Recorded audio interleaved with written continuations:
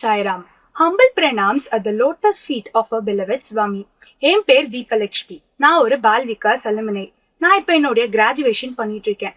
எனக்கு சுவாமியோட கனெக்ட் ஆன அந்த ஒரு அஷ்டோத்திரம் ஓம் ஸ்ரீ சாயி சத்ய தர்ம பராயணாய நமஹா. இத பத்தி பேசும்போது எனக்கு என்னுடைய சைல்ட்ஹுட் மெமரிஸ் ஞாபகத்துக்கு வருது. அப்ப நான் ஒரு 6th or 7th ஸ்டாண்டர்ட் படிச்சுட்டு இருந்திருப்பேன். என் ஸ்கூல்ல ஒரு சின்னதா ஒரு சைக்கிள் டெஸ்ட் ஒன்று கண்டக்ட் பண்ணாங்க. நான் வேற லாஸ்ட் பெஞ்ச்ல உட்காந்துட்டு இருந்தேன்.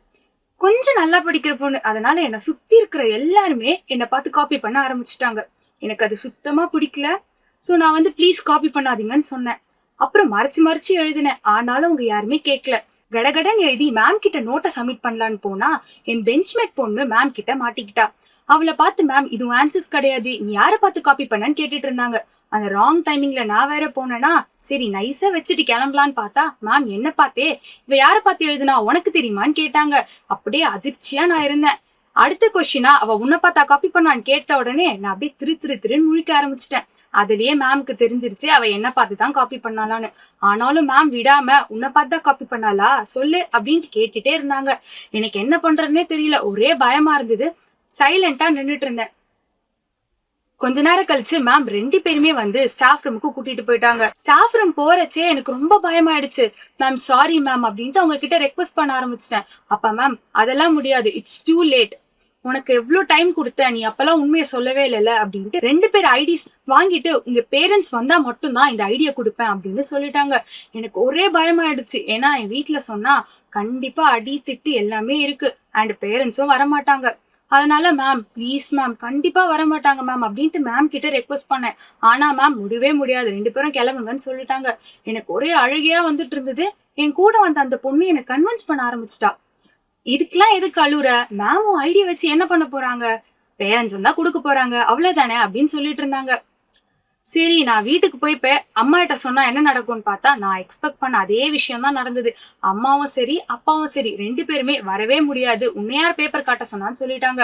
ஒரே பயத்தோட தான் அடுத்த நாள் நான் ஸ்கூலுக்கே போனேன். நான் ஸ்கூலுக்கு போனா எனக்கு முன்னாடி அந்த பொண்ணு ஐடி கார்டை வாங்கிட்டா. கேட்டா அவ பேரண்ட்ஸ் வந்து வாங்கிட்டு போயிட்டாங்களாம். இப்ப நான் மட்டும்தான் மாட்டிட்டு இருக்கேன். சரி மேம் கிட்ட மறுபடியும் போய் கேட்டு பார்க்கலான்னு மறுபடியும் போனா மேம் உன் பேரண்ட்ஸ் எப்ப வராங்களோ அப்ப வந்து ஐடி வாங்கிக்கோ, அது வரைக்கும் உனக்கு ஐடி கிடையாதுன்னு சொல்லிட்டாங்க. கிட்டத்தட்ட 1 மந்த்க்கு நான் ஐடி இல்லாம தான் ஸ்கூலுக்கே போனேன். வாட்ச்மேன்ல இருந்து எந்த ஸ்டாஃப் கேட்டாலும் மேம் வச்சிருக்காங்கன்னு தான் சொல்லிட்டு இருந்தேன். அப்ப என்னுடைய பால் விகாஸ் குரு மறுபடியும் ஒரு வாட்டி ஹரிச்சந்திராவோட ஸ்டோரிய சொன்னாரு.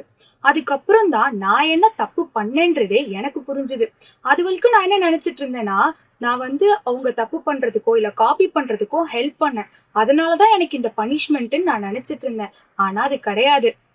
நான் வந்து அந்த இடத்துல உண்மைய மறைச்சிட்டேன். உண்மைய சொல்லாம இருந்ததும் ஒரு பொய் தானே. அதை நான் பண்ணதுனாலதான் எனக்கு இவ்வளோ பனிஷ்மெண்ட்ன்றது எனக்கு புரிஞ்சுது. சோ இது நடந்து ஒரு 2ல இருந்து 3 நாள் இருக்கும். அந்த மேமே நான் உட்காந்துட்டு இருக்கும்போது என்னோட டேபிள் மேல நேரா வந்து ஐடியா வச்சுட்டு போயிட்டாங்க. சோ எனக்கு என்ன நடந்ததுன்றது சுத்தமா புரியவே இல்லை.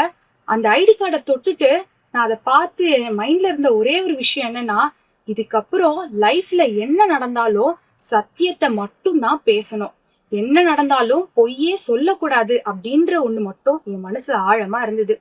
சோ சுவாமி என்னுடைய குருவா லைஃப்ல பொய் சொல்றதுனால கான்சிக்வன்ஸ அந்த சின்ன வயசுலயே வந்து எனக்கு சொல்லி கொடுத்துட்டாரு. சுவாமி எனக்கு சத்தியத்தையும் தர்மத்தையும் சொல்லி கொடுத்தாரு.